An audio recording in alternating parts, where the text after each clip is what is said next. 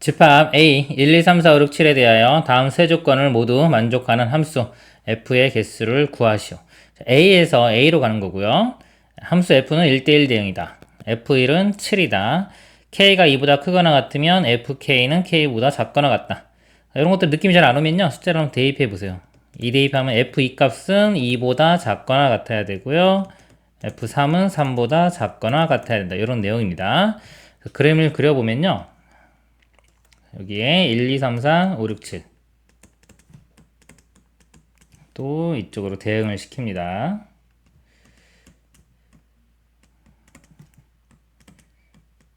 결정된 게 있죠. F1은 무조건 7로 가야 돼요. 얘는 결정이 된 겁니다. 이렇게. 1대1 대응이 돼야 되고요. F2 값이요, 2보다 작거나 같아요. 즉, 이 값이 갈 수 있는 곳이요, 2보다 작거나 같으니까 1 또는 2로 가야 되겠죠. 1 또는 2로 이렇게 갈 수 있어요.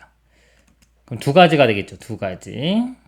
그리고 3 보면은 3은 3보다 작거나 같다. 3보다 작거나 같으면 1, 2, 3 중에 가야 되는데, 예를 들어서 2가 어디론가 갔어요. 그러면은 3은 2가 간 곳으로 못 가기 때문에 나머지 두 군데 중에 한 군데 가야 되겠죠. 그쵸? 나머지 두 군데 중에 한 군데로 가야 될 거예요. 얘도 두 가지 이렇게 돼요.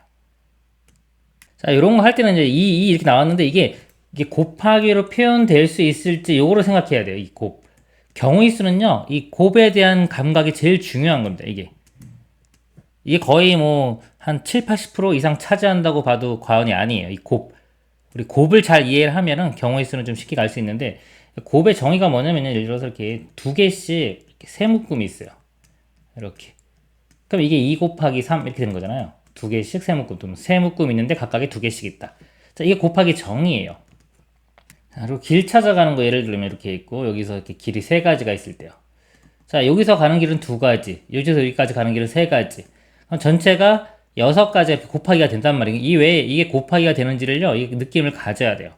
자, 여기서 두 가지가 있는데 이 각각의 길, 여기서 이렇게 왔을 때 여기서 갈 수 있는 곳이 여기서 이렇게 세 가지가 나오는 겁니다. 즉, 이렇게 와서 이렇게 가도 되고, 이렇게 해서 이렇게 가도 되고, 이렇게 해서 이렇게 가도 되고.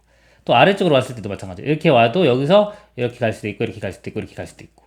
이게 크게 큰 덩어리가 두 개 있는 거죠. 이렇게 보면 이렇게 큰 덩어리가 이렇게 두 개 있는 거고, 그 안에서 세 개씩 각각 똑같이 나오는 거예요.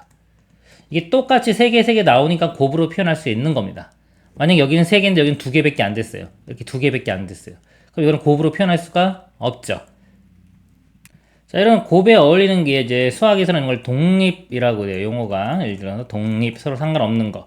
그리고 이런 말들이 어울리면요, 그리고, 동시, 연속, 이런 것들하고요. 이건 자, 언어죠. 국어예요. 그죠? 국어하고 이 곱하기하고 100%딱 일치하진 않지만요. 그래도 이 그럼 독립이 되면은 이거는 거의 100% 되는 거고요.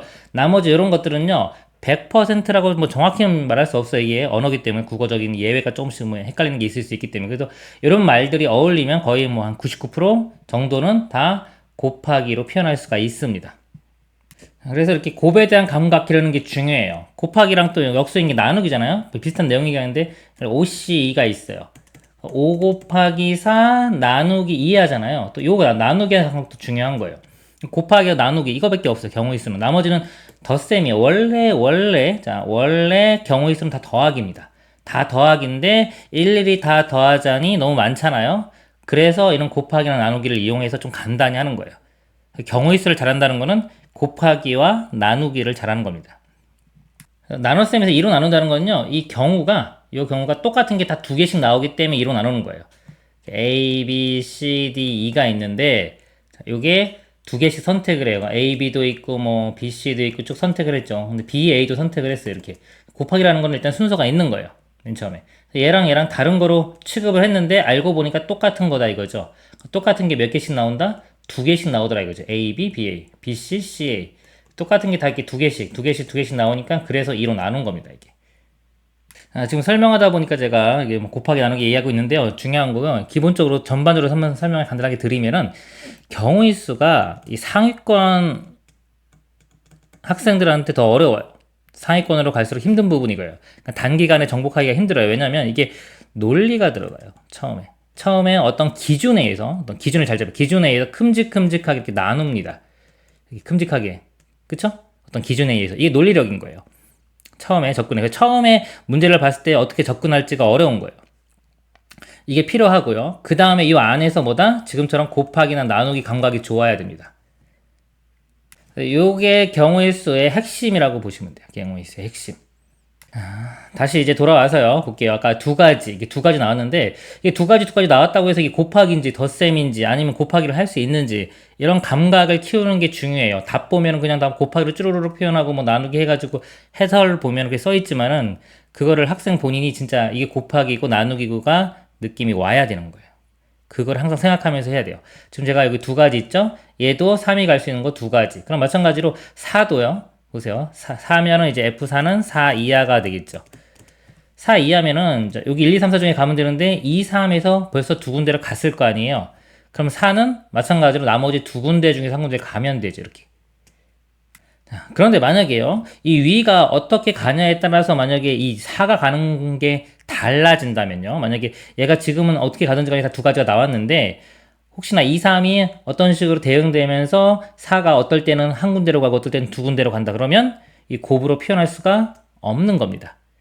아시겠죠? 각각이 다 똑같이 나와야지만 이 곱으로 표현할 수 있는 거예요. 지금 계속해서 똑같이 두 개씩 나오고 있죠. 5도 봐. 5. 자, 5도 5 이하로 가야 되는데 앞쪽에서 3개로 갔기 때문에 여전히 남은 건 몇 개다? 2개가 여전히 남아요. 그쵸? 그 두 개 중에 아무 데로 가면 되니까 여전히 곱하기 2 이렇게. 6이 갈 수 있는 것도 2.